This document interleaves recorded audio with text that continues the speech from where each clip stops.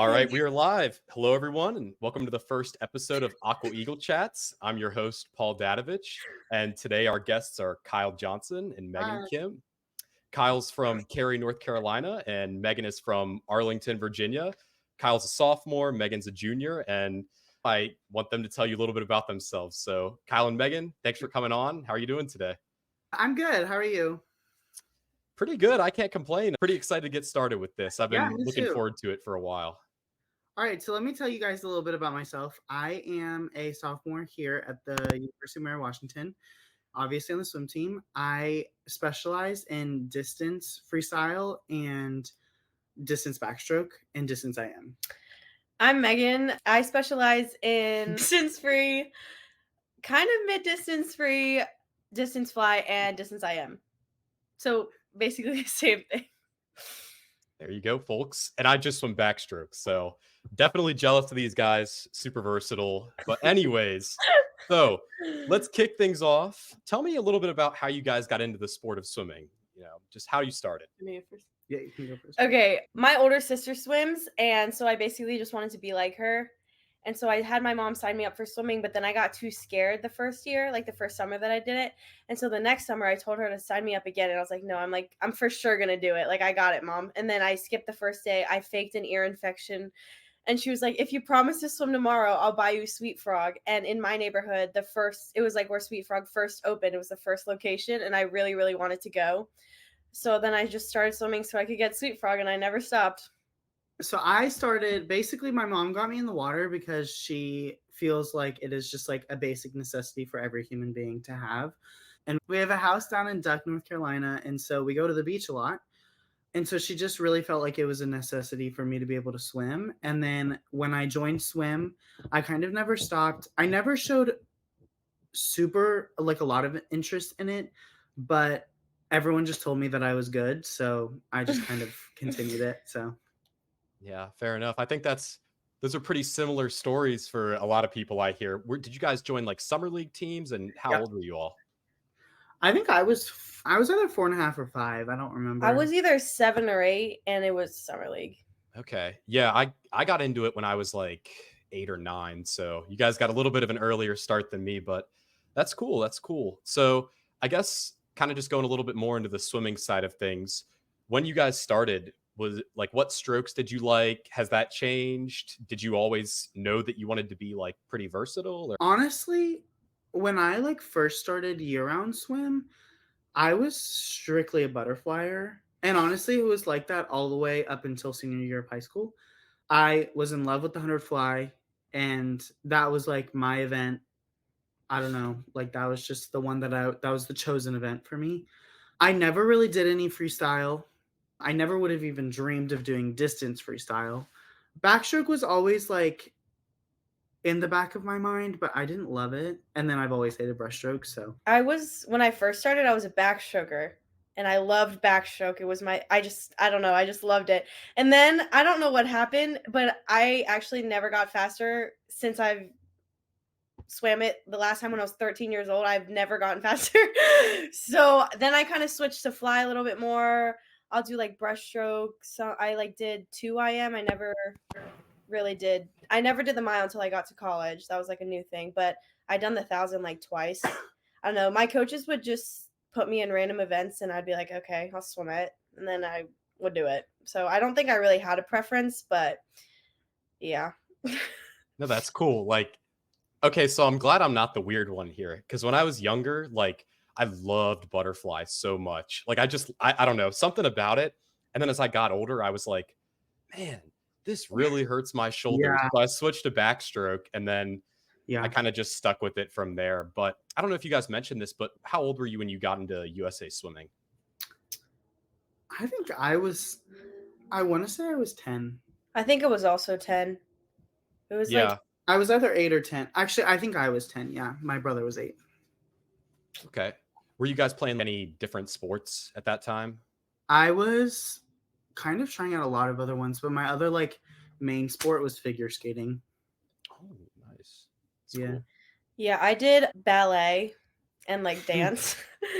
And I also did figure skating, but I quit that before I did USA swimming. Yeah, I don't think I'd have the coordination for dance or figure skating. Yeah, I did a little bit of basketball, baseball, soccer. I did track in middle school. I like to kind of do a lot of different things when I was younger. And so I didn't start swimming year round until halfway through ninth grade. So I was like 14. And it was definitely hard for me to get to year round swimming because there aren't really many club teams around me. Like for the longest time, I just did YMCA swimming in the winter and then summer league in the summers just to stay in shape. And eventually I was kind of like, I think I'm a little bit better at swimming than the other sports, and I'd like to do something in college one day. So that's kind of where it got started for me. But I guess I wanted to hone in. So the big part of this podcast is just talking about our journeys, right? So did you all have a moment, maybe a race that you won or something where you just knew like, okay, swimming is my sport and I'm going to go all in on this? I don't think I necessarily had a moment because when I was doing I only did ballet and swimming at the same time for maybe like a year and a half. I just I just like swimming more. It was convenient because my sister did it. I liked that I got to swim with her. I liked all my friends there. I feel like for me it was more of like team aspect. Like I loved hanging out with the people that I swam with, and like swimming was fun too. So I was like, why not just do it? And then I just stuck with it. Stop. Sorry. So there was never really like a race that like made me fall in love with club swimming, but I do remember when I was first getting started, I was like in this like low club and I wasn't really super serious about it at that time. And the coach or one of the head coaches of the team was kind of like, when are you going to move up? When are you going to move up? Every single time he saw me, which the next step up was kind of like, you're now serious about swimming. And so as soon as I like had that coach coming to me every day and being like, when are you going to move up? Because you have potential. That's kind of when I knew like I wanted to swim. Got it. So kind of you both had a little bit of internal drive. And then Kyle, it Mhm. sounds like you had a coach that was influential in Yep. pushing you to move up. Cool. Yep. And so, Megan, I know you swam for NCAP in high school, and Kyle, you swam for TAC Titans. Is that Yep. right? The So big those are two. dang. So those are, yeah, I was gonna say that's number 1 and 2 in the country, I think, right Yeah. now. So, and Megan, I know you noted that like you loved swimming for the team, like that atmosphere and whatnot. But I'm curious, did you have a tight group within your practice or did you know people from other sites? And that's kind of a question for both of you all, since I know both teams are huge. I actually didn't move to NCAP until I was a sophomore in high school, and I was really upset about it, actually. I only really moved because my sister wanted to go to a better program than what I was at, and I my there was no reason for my mom to be driving us to separate places, especially since it was so far. So I kind of was forced to move against my will, but it ended up being great. I still talk to some of my best friends that I made on that team. I loved my coaches on NCAP. I think I don't know if I can say that. They're some of my favorite coaches to this day. And yeah, so I was really nervous at first, but again, like I think I would have quit if I didn't make such good friends because I love swimming a lot, but I really love my friends a lot more. Yeah, I kind of honestly had a similar situation to Megan. I didn't move to TAC until I was in high school. I was on this team and I was kind of on the verge of whether or not I wanted to join TAC or not because TAC has this reputation in our area of like just being very intimidating and I mean, it is a very elite club. And so, there's a lot of nerves around me switching, but I just got to a point where I just was not excelling at my old team. And so I switched to TAC, and that is honestly one of the best choices I ever made. I have set so many goals in my swimming career or on my swimming career while I was on TAC that I never even would have dreamed of setting when I was on my other team.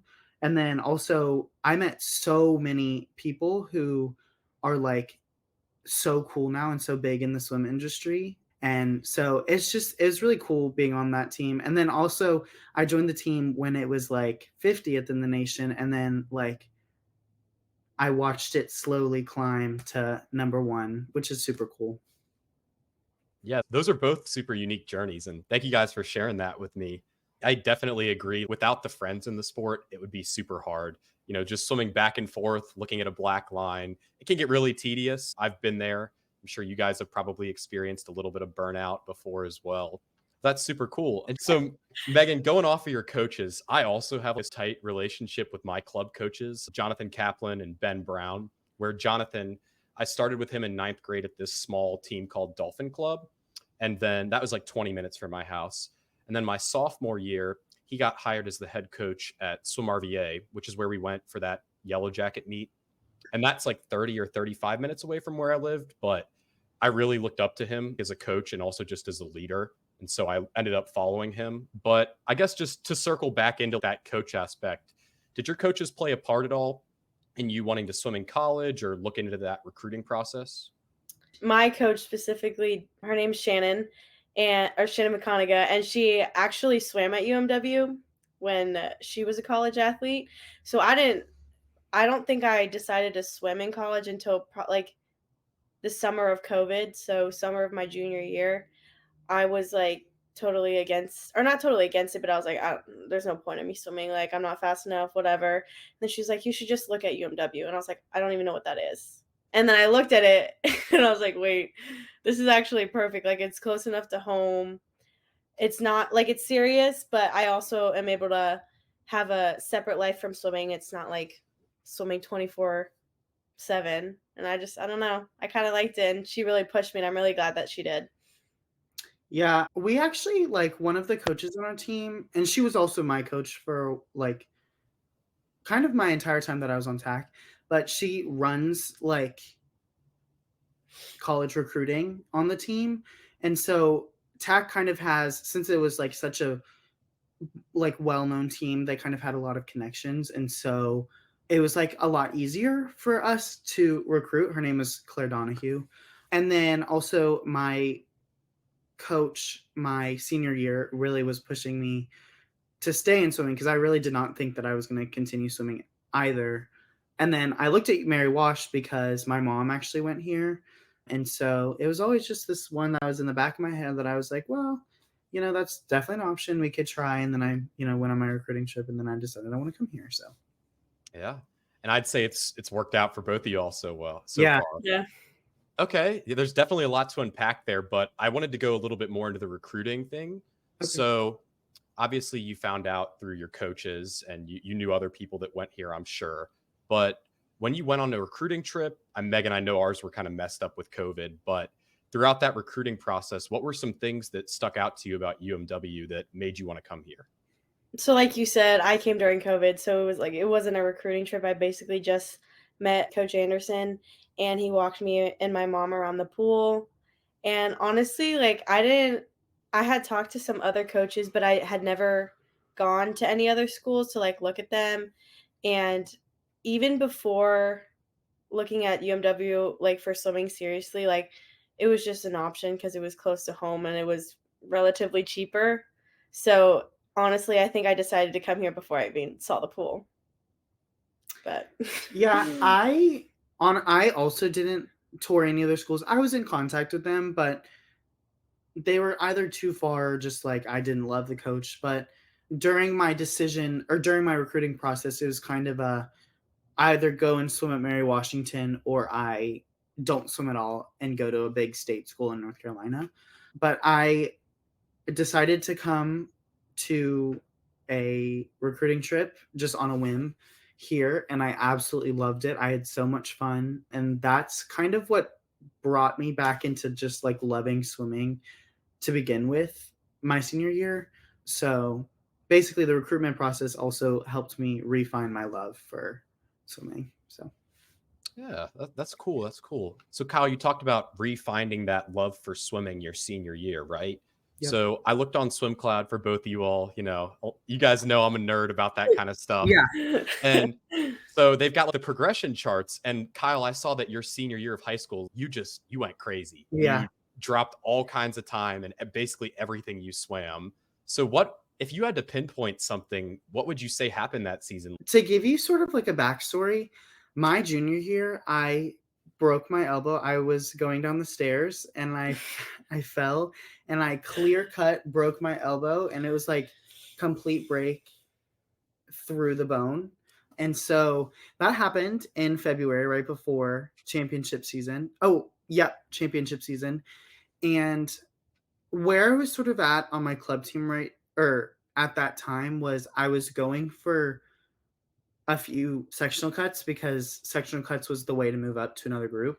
And so that was my big goal at the time, right? And so it was the week before my last chance to get these sectional cuts.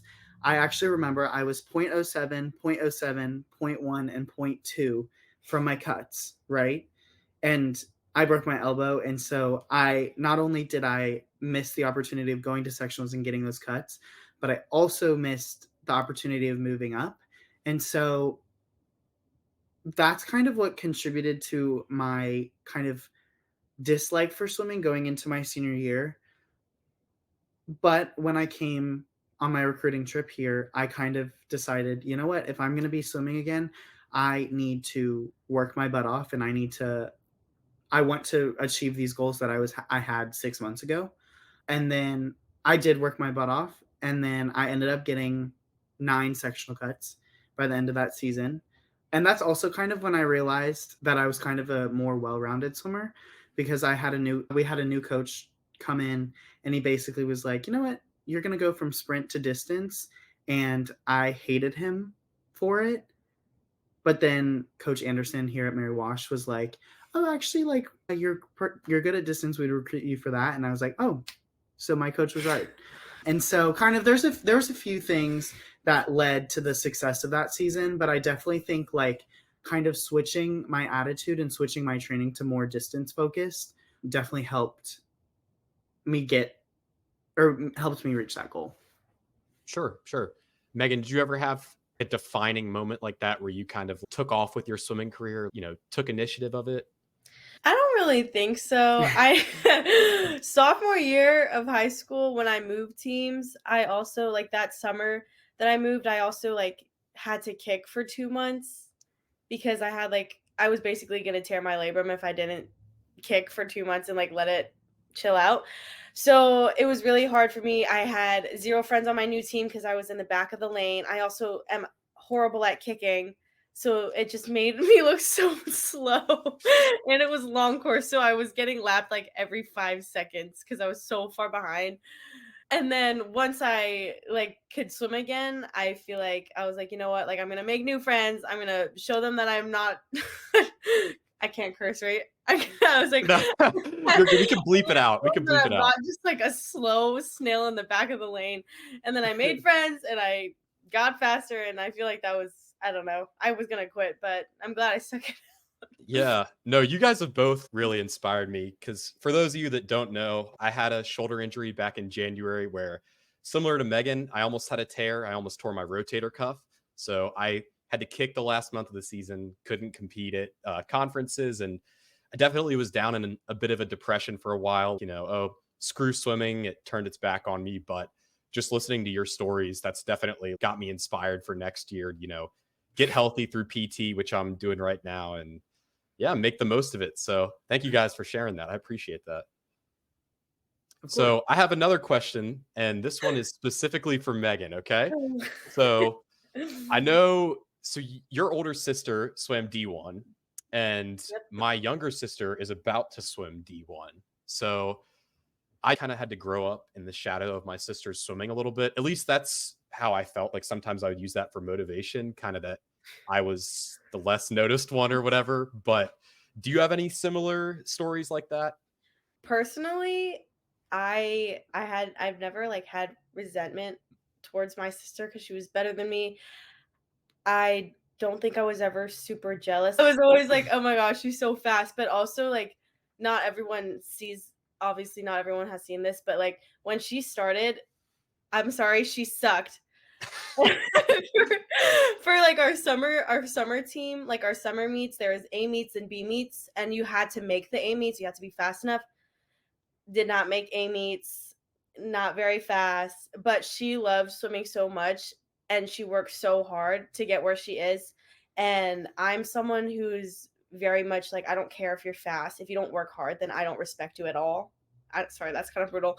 But she works super, super hard. She loves it so much. And I've had, like, a coach that, like, coached both of us come up to me and be like, "Why aren't you working as hard as Madison?" But I was working hard, I just wasn't as fast, and, like, that kinda sucked, but it was it was only ever, like, one person who, like, actually said something outwardly to me, and, yeah, I think she should get more than what she gets for working so hard, but, yeah, I've only been, like, proud of her, and I see that she loves swimming so much, and I love swimming, but she loves it a lot more, so I'm not upset that she's faster than me. I think it's honestly good for me to be humble. Yeah, I get that. And Christine, if you're listening to this, just to clarify, I've never been, upset that you were good. I've always just kind of admired it. So Mhm. that's cool though. And Megan, your sister's name's Maddie, right? Madison. Yeah.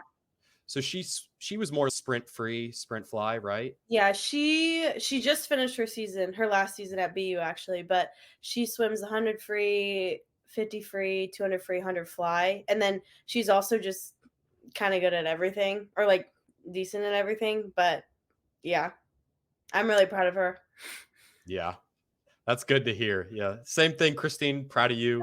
Looking forward to watching you swim at VT later since I know you'll be watching this. So, kind of just wrapping things up, I kind of want to talk a little bit of race strategy because I know you both swim the mile and I swam the mile twice in high school. Shout out Jonathan Kaplan for making me do it, stepping out of my comfort zone. But I was terrible at it. I think I was 19 minutes both times. So as Wow. a like I know it's so bad. As like a sprinter, mid-distance swimmer kind of walk me through that, right? How do you swim the mile?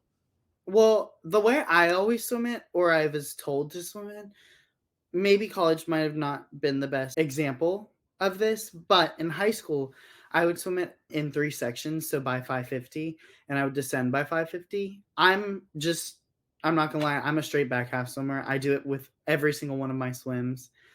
Paul knows this. Those But two backs. Oh, yeah, I kinda just descend in my mile.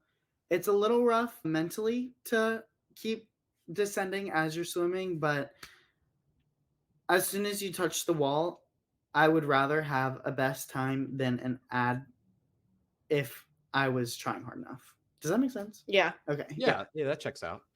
Well, like I said, I only started swimming the mile in college, and I think I've swum it, like, 5 times now, and the first time, I just swam it because I didn't know what to do, and I ended up coming back in a 30, I think, which is not what you're supposed to do because I was holding 34s, and then the next the next time I swam it, I gained a minute, and then the next time I swam, I got back to my original time, and then the most recent time I swam it was the only time I was, like, thinking about what I was actually doing, which is probably bad, sorry, Coach Anderson, but I was, like, actually thinking about how I was gonna swim the race, and I told myself, I was like, "Okay, like, we're gonna do strong swimming until 25 because there's 66 laps," so I was like, Mhm. "We're gonna do strong swimming till 25 and then pick it up and then just give it all I have left at the last 500." That's what I tried to do, but I actually ended up dying at lap 25 and I just had to hang on till the end. So I don't really think I have a good strategy. I just try to swim. Is it a lot about separating your mind from your body? Since I remember when I tried to swim it, I think I got to the 500 mark or maybe the 300 even. And I was like, there's no way I'm less than halfway done. This is crazy. Yeah, it's really hard. Yeah, it's just really hard. But I think when I get to like 40 or 35 maybe, I low key just start closing my eyes. Yeah. And then every time I open my eyes at the counter, it's like 6 laps, like whatever, or like 5 laps. I don't know the math. Kind of what I've experienced is that, like, that first half is so hard Mhm. because you just keep telling yourself, like, "I have to do this again, I have to do this again, I have to do this again." But as soon as you get to 30, from, like, lap 30 to 50, you are blacked out. Like, you don't remember them, and then the last 15 are quite challenging as well. But also, like, sort of what I said earlier, the mile is probably the biggest mental game out of any event. I kind of realize this now because when I swam my mile at our conference a few weeks ago, I'm not gonna lie, I did not perform the way that I wanted to. But I realized looking back at it, my attitude during it was like, I don't think I can finish this.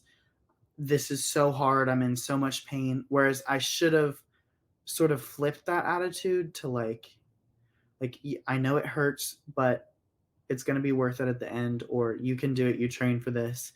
But moral of the story, the mile is like one of the biggest mental games that I've ever gone through. And it kind of sucks in the middle of swimming it, but as long as you can finish it, it's fine. And it's really nice to say that we can do a mile. That is so true. It is so Yeah. much fun flexing that we are mile swimmers.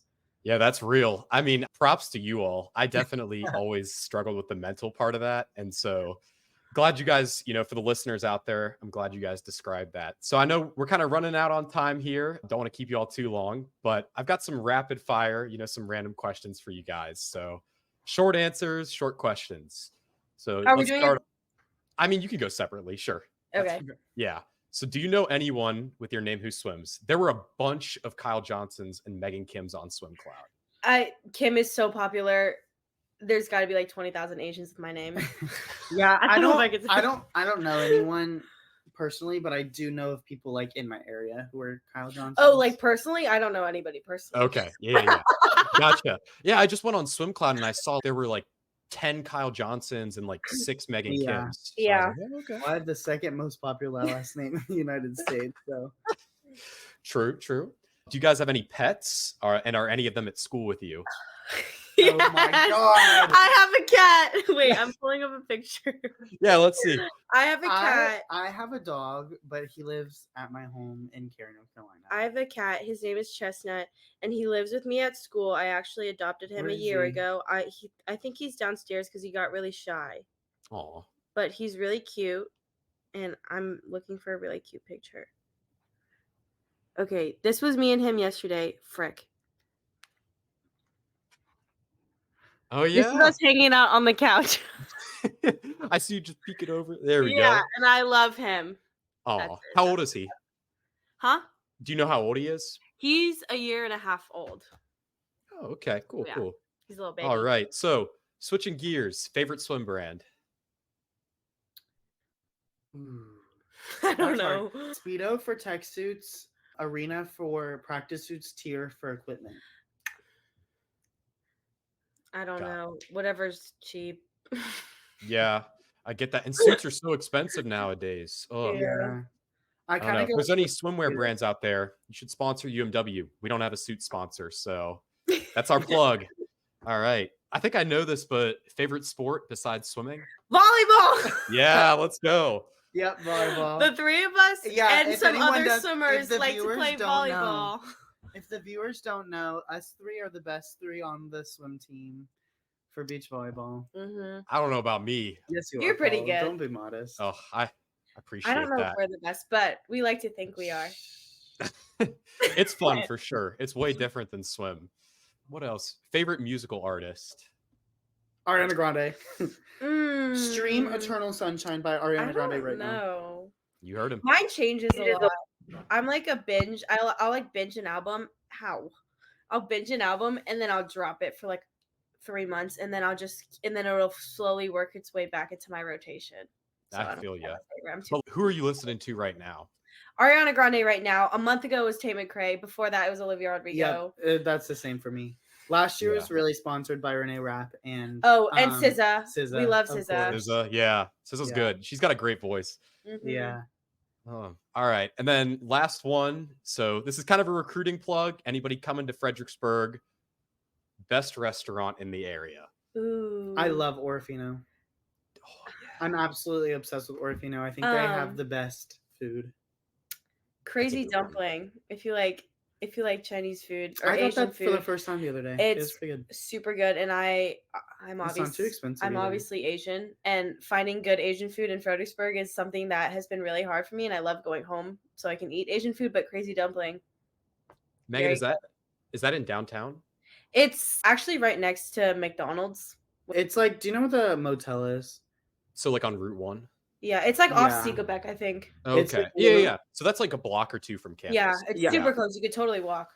Yeah, I'll have to try that out sometime. And yeah, It's- Kyle, Orofino is great. Yeah, So- it's so good. Oh man. Well, that that flew by. So thank you guys Yeah, for joining. And Wait, I have a course. question for you, Paul. oh yeah, of course. How are we as guests? We were Yeah. good? Oh, you guys are awesome. You made Okay, this easy good. for me. I was definitely pretty nervous coming on, but this was super fun. Yeah, we're two chatterboxes for Yeah. anyone who doesn't know.